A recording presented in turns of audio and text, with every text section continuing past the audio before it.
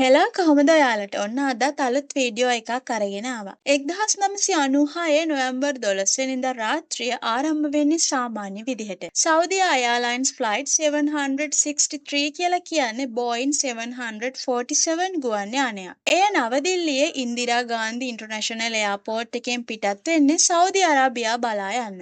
එහි අවසාන ගමනාන්තයේ ජෙඩා වුණත් මාර්ගයේ ඩරාන් ස්ටොප් පවර් එකක් තිබුණා. ගුවන් යානයේ මගින් 289 දෙනෙක් සහ කාර්ය මණ්ඩලයේ 23 දෙනෙක් හිටියා. ඒ අතරතුර කසකස්තාන් එයාර්ලයින්ස් ෆ්ලයිට් 1907 නම් ඉලියුෂන් 76 ගුවන් යානය කසකස්තානයේ ෂිම්කෙන්ට් ප්‍රදේශයේ නවදිල්ලිය බලා යමින් තිබුණා. එහි 37 දෙනෙක් හිටියා. දෙගොල්ලන්ම දන්නේ නැහැ Tamanගේ ගුවන් යානා දෙක ඉතා ඉක්මනින්ම එකම මාර්ගයක එකිනෙකා දෙසට සමීප වන බව. ගුවන් යානා දෙකම භාවිතා කළේ එකම එයාවේ එකක්. නමුත් ඔවුන් ගමන් කළේ ප්‍රතිවිරුද්ධ දිශාවලින්. මෙතනදී එයාර් ට්‍රැෆික් කන්ට්‍රෝලර් කෙනෙකුගේ වගකීම ඉතාමත් වැදගත් වෙනවා. දිල්ලි එයාර් ට්‍රැෆික් කන්ට්‍රෝලර් විසින් කසකස්තාන යානයට අඩි 15000ක් දක්වා ඩිසෙන්ඩ් කරන්න අවසර දුන්නා. ඒ අතර සෞදියා 763 යානයට අඩි 14000ක් දක්වා ක්ලයිම්බ් කරන්න අවසර දුන්නා. ඒ අනුව න්‍යායාත්මකව යානා දෙක අතර අඩි 1000ක vertical separation එකක් තියෙන්න ඕනේ. ඒක ආරක්ෂිත separation එකක් වෙන්නත් ඕනේ. නමුත් කතාවේ භයානකම කොටස තවම ආරම්භ වෙලා තිබුණේ නැහැ. කසකස්තාන ෆ්ලයිට් එකෙන් රේඩියෝ මැසේජ් එකක් ලැබෙනවා. ඔවුන් Tamanගේ altitude එක ගැන කන්ට්‍රෝලර්ට රිපෝට් කරනවා. කන්ට්‍රෝලර් නැවත කියනවා maintain 150 කියලා.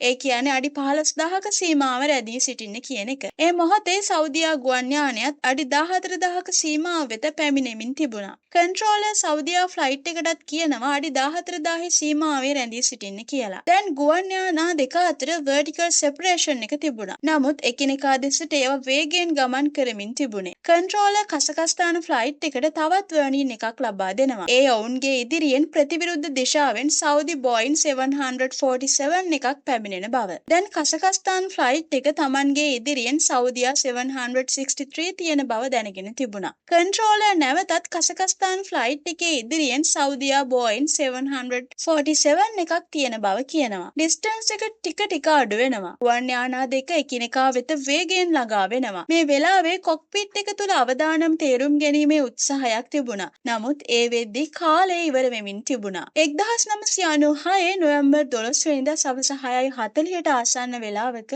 චාකිදාද්‍රි ප්‍රදේශයේ ඉහළ අහසේ විශාල Boeing 747 එකක් සහ ඉලියුෂන් 76 එකක් ගුවනේදීම එකිනෙකා සමග ගැටුණා. ඒ ගැටීම සාමාන්‍ය එකක් නෙවෙයි. ඉම්පැක්ට් එකෙන් යානා දෙකම බරපතල ලෙස විනාශ වුණා. Boeing 747 එකේ විශාල කොටස් ගැලවිලා ගියා. ඉවලූෂන් යානයත් කන්ට්‍රෝල් නැතිව පහළට වැටුණා. ඉන්පසු අහසින් ගිනිගත් සුන්බුන් කැඹලි පහළට වැටෙන්න පටන් ගත්තා. ඒ වන විට පහළින් සිටි මිනිස්සුන්ට සිද්ධ වෙමින් තිබුණේ මොකක්ද කියලා හිතා ගන්නවත් බැරි තරම්. එයාර් ට්‍රැෆික් කන්ට්‍රෝලර් නැවතත් යානා දෙකට කන්ටැක්ට් කරන්න උත්සාහ කළා. නමුත් කිසිදු පිළිතුරක් නැහැ. ඒ මොහොතේ කන්ට්‍රෝලර් තේරුම් ගත්තා යම් භයානක දෙයක් සිදු වී ඇති බව. පසුව ක්‍රෑෂ් සයිට් එකට ඉමර්ජන්සි ටීම්ස් පැමිණියා. නමුත් බලාපොරොත්තුවක් තිබුණේ නැහැ. සෞදියා ෆ්ලයිට් 763 සිටි 312 දෙනාම මිය ගියා. කසකස්තාන ෆ්ලයිට් 1907 සිටි 37 දෙනාම මිය ගියා. මුළු ජීවිත 349ක් එක මොහොතකින් අවසන් වුණා. නමුත් මෙතනින් පසුව සිදු වූ දේ පිළිබඳ විමර්ශනය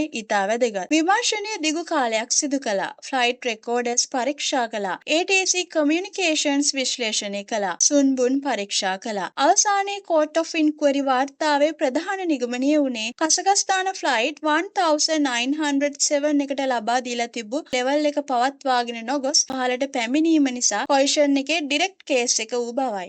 ගුවන් ආරක්ෂාව කියන්නේ එක් පුද්ගලයෙකු මත පමණක් රඳා පවතින සිස්ටම් එකක් නෙවෙයි. Pilot, co-pilot, crew, air traffic controller, radar, communication, safety equipment මේ හැම දෙයක්ම එකට ක්‍රියාත්මක විය යුතුයි. එක තැනක ඇතිවන කුඩා දෝෂයක් තවත් දෝෂයක් සමග එකතු වුණාම එහි අවසානයේ ඉතාමත් භයානක වෙන්න පුළුවන්. ඉතින් මේ වීඩියෝ එකත් එක්ක දිගටම රැඳිලා හිටියානම් ඔයාට මොනවද හිතෙන්නේ? පහලින් කමෙන්ට් කරගෙන යන්න. ඒ වගේම මේ වගේ වීඩියෝ දිගටම බලන්න අපේ channel එක subscribe කරන්නත් අමතක කරන්න එපා. තවත් වීඩියෝ එකකින් මුණ ගැසෙමු. එතෙක් ඔබට සුබ දවසක්.